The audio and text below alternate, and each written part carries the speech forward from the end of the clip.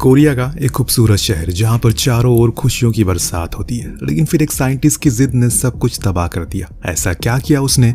हम कोरिया में बने एक यूएस आर्मी के बेस को देखते हैं जहां पर एक मुर्दा घर भी है, पर अभी वहां एक भी लाश नहीं है और ऐसा बहुत ही कम होता है। यहाँ सीनियर डॉक्टर अपने असिस्टेंट को एक टॉक्सिक केमिकल देता है और कहता है कि इसे सिंक में बहा दो। जो सुन वो थोड़ा हैरान होता है। उनके सिंक का पानी सीधा हान नदी में जाता है, तो अगर वो इस केमिकल को उसमें डालेंगे तो हान नदी में पलने वाले सारे समुद्री जीव मारे जाएंगे। लेकिन वो अमेरिकन डॉक्टर को न जाने किस बात की जिद थी, वो उसे ये करने की सख्त ऑर्डर देता है और धमकाता भी है कि अगर उसने किसी को इस चीज़ के बारे में बताया तो वो उसको जॉब से निकाल देगा। बेचारा असिस्टेंट को उसकी बात माननी ही पड़ी और फिर एक एक करके उसने उस केमिकल के 200 से ज़्यादा बोतल उस सिंक में बहा दिया। जिस चीज़ का असर क्या होगा ये हमें धीरे धीरे आगे चलकर पता चलेगा। फिलहाल अब कहानी यहाँ से 2 साल आगे बढ़ती है, जहां हम 2 फिशरमैन को मछलियां पकड़ते हुए देखते हैं हान नदी के अंदर। लेकिन आज उनके हाथ कुछ खास नहीं लगा है। दोनों आपस में बातें करते हैं। पिछले कुछ सालों में मछलियों की पैदावार में काफी गिरावट आई है। इतने में इन्हें कुछ अजीब सी चीज दिखाई देती है, जिसको वो आदमी उठा लेता है और अपने साथी को दिखाता है। ये जीव जैसा कुछ था, पर इसके 4 हाथ पैर थे जो इन छोटी नदियों में नहीं पाए जाते। इससे ज्यादा वो कुछ और समझ पाते कि वो जीव अचानक कूदकर नदी में चला गया और पलक झपकते गायब हो गया। सीन अब 4 साल बाद शिफ्ट होता है, जहां हम एक बिजनेसमैन को हाम नदी में कूदकर खुद की जान देते हुए देखते हैं। न जाने कौन सी परेशानी रही होगी जो खुद को खत्म करने का फैसला उसने किया।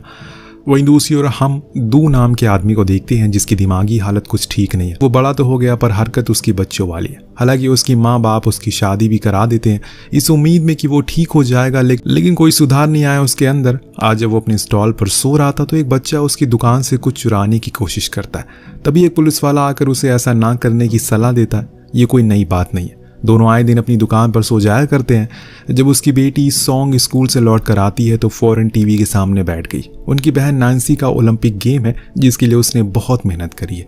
इतने में दू के पापा आकर उसे एक ऑर्डर ले जाने को कहते हैं, तो वो लेकर हान नदी के किनारे पर जाती है जहां कुछ लोग भीड़ लगाकर किसी चीज को देख रहे थे। जब दू ने उस ओर देखा तो वहां एक मॉन्स्टर ब्रिज के नीचे चिपका हुआ था। तभी अचानक से वो पानी में आ गया और दू ने उसके ऊपर एक पेप्सी की कैन फेंक कर मारी। उसने उसे पानी के नीचे खींच लिया और ये देख सभी लोग उस पर कुछ न कुछ फेंकने लगे।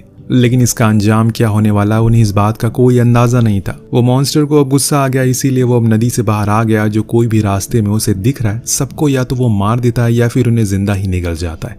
बेचारा दू अपनी जान बचाकर भागता है तो वही किनारे पर हर तरफ अफरा तफरी मची हुई है। जिसे जहां जगह मिल रही है वो वहीं छुप रहा है। जैसे कि कुछ लोग पब्लिक टॉयलेट में छुप जाते हैं, लेकिन वो मॉन्स्टर वहां भी घुस गया।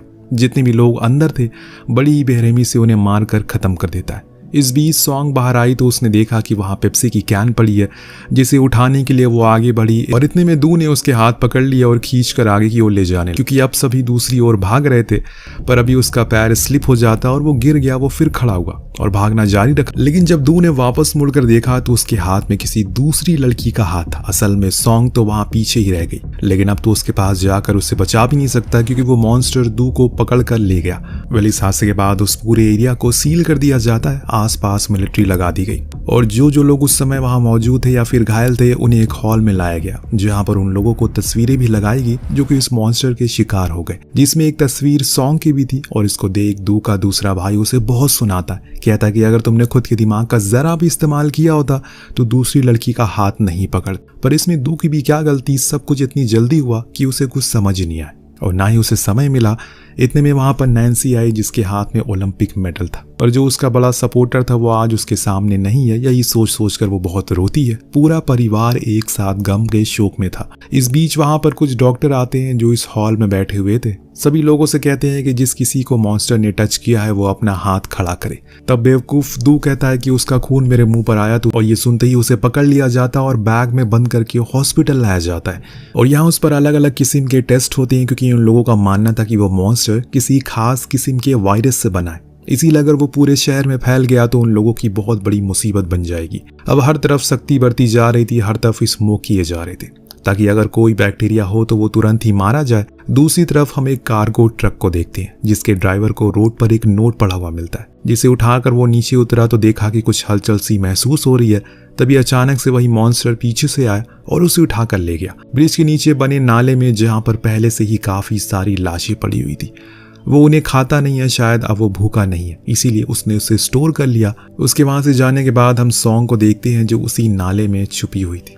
जी हाँ, वो जिंदा है अभी, पर उसे यहाँ से बाहर निकलना है। तो वहीं दूसरी ओर नैन्सी के पास एक डॉक्टर आकर उससे कहता है दू को खाना मत दे कि अभी उस पर काफी टेस्ट होंगे। लेकिन जब उसे दूसरी जगह पर शिफ्ट किया जाता है तो वो चुपचाप बिस्किट खाना शुरू कर देता है। इस बीच उसके पास फोन आता है जो असल में सॉन्ग का था। वो उसे बता देती है कि अभी वो जिंदा है और किस जगह पर है। दरअसल उसने उसी ट्रक ड्राइवर के फोन से फोन किया था जो वहीं उसी पॉकेट में मिला था। अब ये जानने के बाद सॉन्ग जिंदा है, दू की खुशी का ठिकाना नहीं रहता। पर इन बातों पर पुलिस वालों को यकीन नहीं था। हालांकि वो उसे बहुत समझाते हैं कि सॉन्ग अभी जिंदा है, पर वो बार बार ये कहता है कि वो मर चुकी है, इसीलिए चुपचाप अंदर बैठे रहो। लेकिन अब इनसे बैठा थोड़ी जाएगा, बल्कि जैसे भी करके सॉन्ग को उसे बचाना पड़ेगा, वरना वो मारी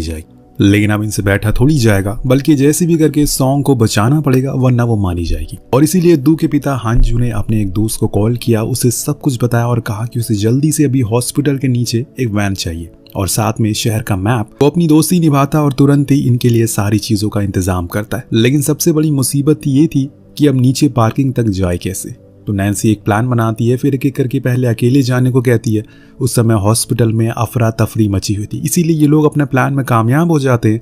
लेकिन अंत में इन्हें स्टाफ देख लेता है, जिसके बाद फिर क्या था, पूरा हॉस्पिटल इनके पीछे लग जाता है। लेकिन सही समय पर ये लोग नीचे पहुंच जाते हैं और वैन लेकर फरार हो गए। कुछ ही देर में पूरे शहर में खबर फैल जाती है ये भाग चुके हैं और इनके ऊपर इनाम भी रख दिया जाता है। अगर किसी ने इन्हें कहीं देखा तो उसे अच्छे खासे पैसे मिलेंगे। अब इन लोगों को चोरी छुप के आगे बढ़ना पड़ता है और इस बीच इनका सामना होता है कुछ पुलिस वालों से जो कि चेक पोस्ट पर खड़े थे। वो इनसे इनकी आईडी मांगते हैं, लेकिन इनके पास तो कोई आईडी थी ही नहीं।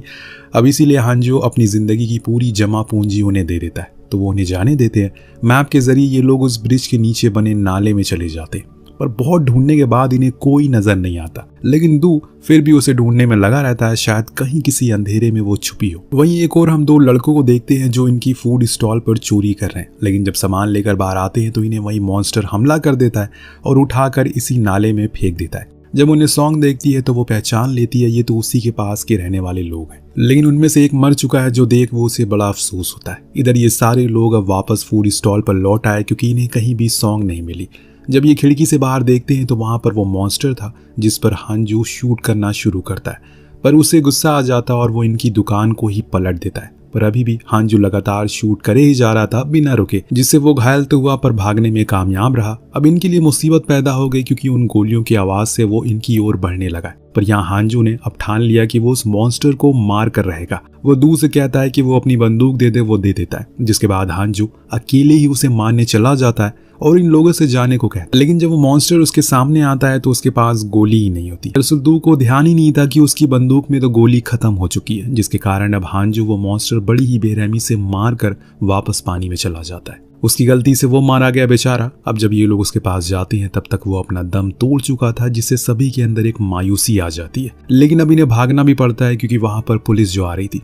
नैन्सी अपने भाई को चलने को कहती है पर वो अपने पिता को छोड़कर जा ही नहीं पाता और अंत में पकड़ा जाता है। इधर हम दू के भाई को देखते हैं जो कि कॉल सेंटर में जाता है क्योंकि वहां उसके एक दोस्त ने उसे बुलाया था ताकि वो उसे सॉन्ग की फोन लोकेशन बता सके ताकि वो लोग उसे फ्री करवा सके। लेकिन जो उसका दोस्त था वो बेहद ही लालची किस्म का आदमी होता है। जैसे कि आपको पता है कि सरकार ने दू के परिवार को पकड़वाने के लिए इनाम रखा है, तो उसने उसी के लिए आज उसे यहाँ पर बुलाया।